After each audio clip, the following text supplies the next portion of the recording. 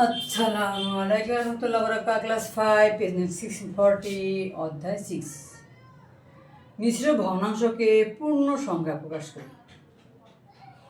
তো আমরা জানি যে সাধারণত মিশ্র ভগ্নাংশকে আমরা যে পূর্ণ সংখ্যা করি বা পূর্ণ সংখ্যাকে যদি আমরা মিশ্র ভগ্নাংশ করি তাহলে যেটা হবে সমস্ত হবে।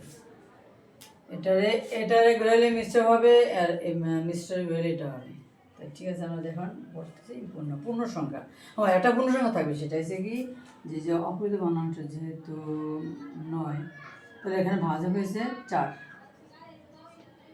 9, তাহলে লিখে নিই তাহলে সুবিধা হবে। এই তাহলে এখানে 9, তাহলে 4 দুগুণে 8, ভাগশেষ 1, তাহলে ভাগশেষ এখানে যাবে এবং ভাজকটা এখানে আসবে। এই একটা পূর্ণ সংখ্যা পেলাম। পূর্ণ সংখ্যা প্রকাশ করা দুই সমস্ত 4-এর। এভাবে করে আমরা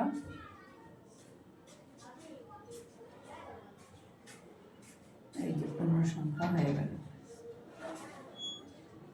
এবার 5 3 5 15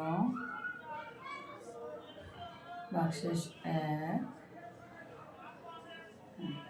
তাহলে আমরা এভাবে করে যে পূর্ণ সংখ্যা পেয়ে গেলাম। আচ্ছা, করে এটা আবার মিশ্র ভগ্নাংশে অপরিত ভগ্নাংশ প্রকাশ করলে আমরা এটা পেয়ে যাব।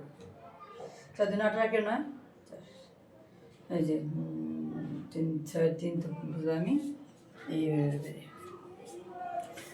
ভালো থেকো, আল্লাহ হাফিজ।